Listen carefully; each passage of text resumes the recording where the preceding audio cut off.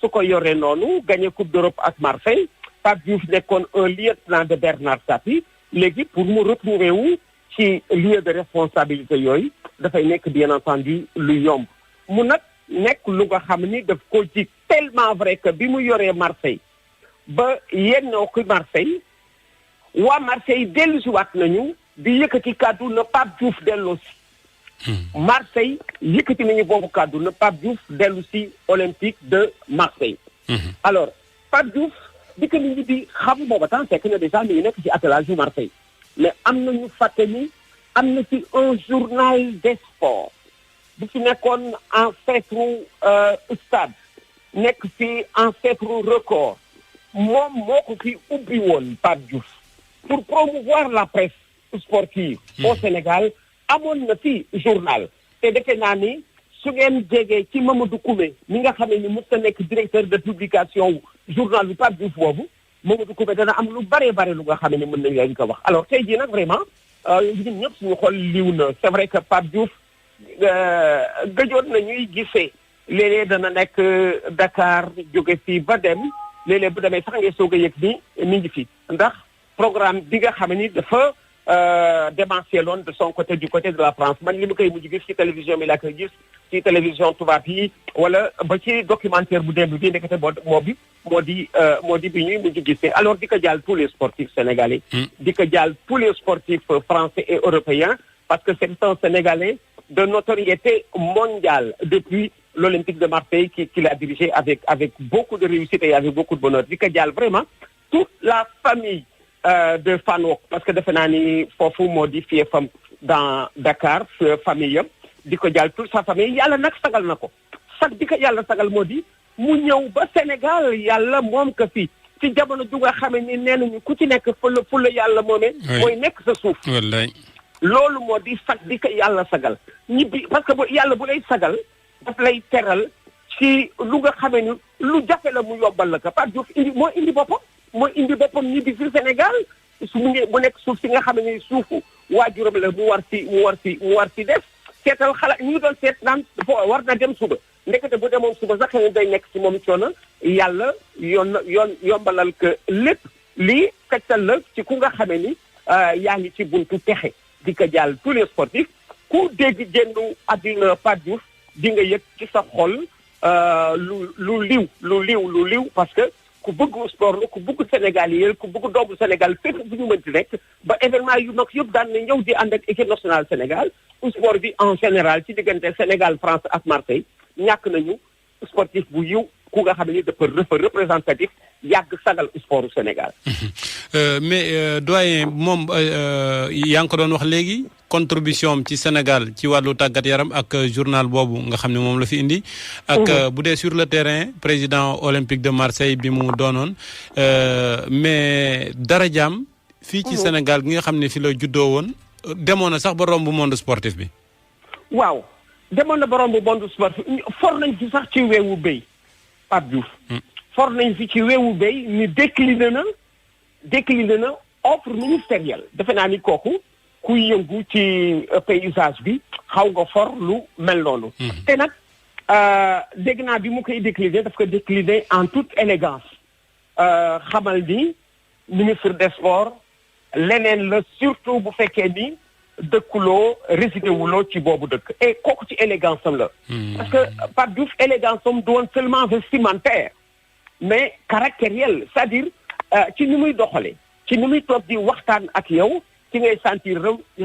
élégance am élégance ba ci waxtaan. alors Pape Diouf moom laa wax di tout à l'heure c'était quelqu'un de notoriété mondiale parce que Olympique de Marseille comme disait quelqu'un Marseille ne se refuse pas. Et lui fut le président de ce club qui ne se refuse pas. Derrière Bernard Tapie, le meilleur président marseillais de tous les temps, nekkoon ku jege xoolal moo xarit bi dañuy jiitle Michel Hidalgo.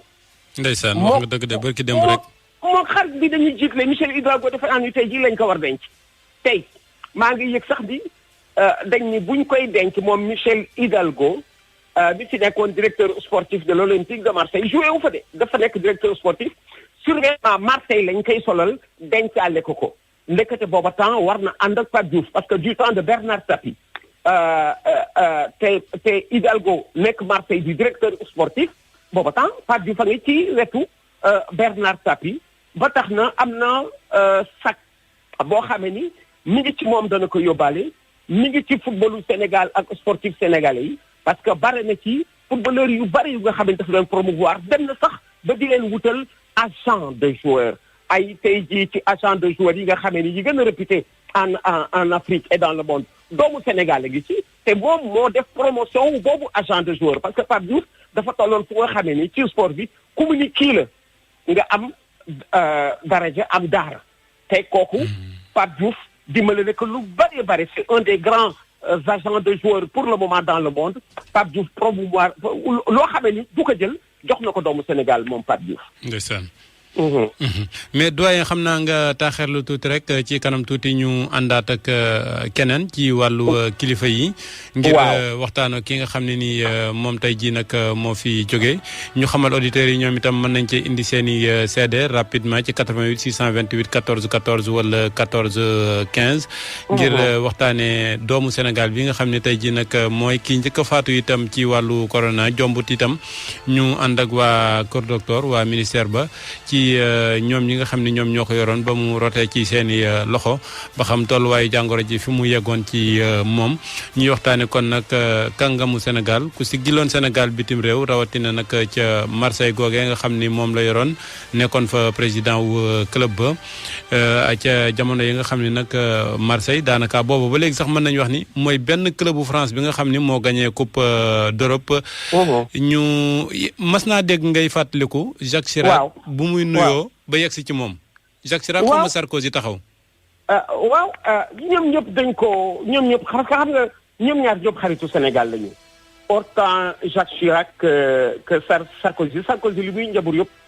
ku bëgg sport la te xam nga comme supporteru Paris Saint-Germain la Sarkozy kuy supporteru Paris Saint-Germain bu Marseille dina la jege pour ngay kalonte ak moom gis nga Pape Diouf dimension àgg na ba ci foofu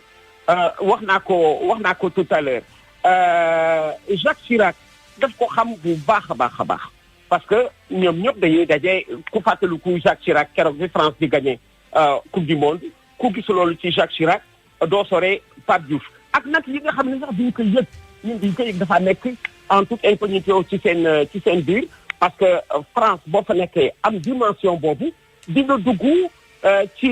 néegu kilifa yëpp j'appelle néegu kilifa ci bureau kilifa yëpp. parce que n'est pas président de l'Olympique de Marseille comme on dit qui postule comme on dit à ce chapeau. ba tax na Pape Diouf wax naa ni sax la woon même pour Sénégalais yi nga xam ne dañ nekk Marseille. parce que Sénégalais yi nekk Marseille bët bi leen tubaab yi doon xoole foofu dafay wute ak bëtu ku dul Sénégal mais gis naa ñi nga xamee ni. lu ñu dajeel ci mbedd bi même bu ñu dul sénégalais dañ ñaan sénégalais la parce que foofu un sénégalais moo fay président club bi nga xamee ni tey jii da ngay am laissez-passer soo koy gànnaayoo moo tax sax la woon pour ay africain dem na bu nga xamee ni am na ku di un jour un non sénégalais mais c'est vrai que Pape Diouf est un sénégalais mais il fait la fierté de tous les africains que nous sommes parce que c'est un sénégalais un africain président comme on dit en Europe et dans un grand club d'Europe c'est pas donné à n'importe qui très bien wax dëgg yàlla am na waxtaan wu rëy sax bi nag weesuwul koo xam ne fa mu doon dund di ko yàlla waree moom soox na ba ñëw ba fiñ ko wettu ba fiñ ko war denc ci jamono ji nga xamee ni dañ naan ku ci nekk fa la yàlla moom fa ngay def parce que kenn du tukkee ak néew ma ni teraanga mënul weesu li Pape Diouf am tey jii ci Sénégal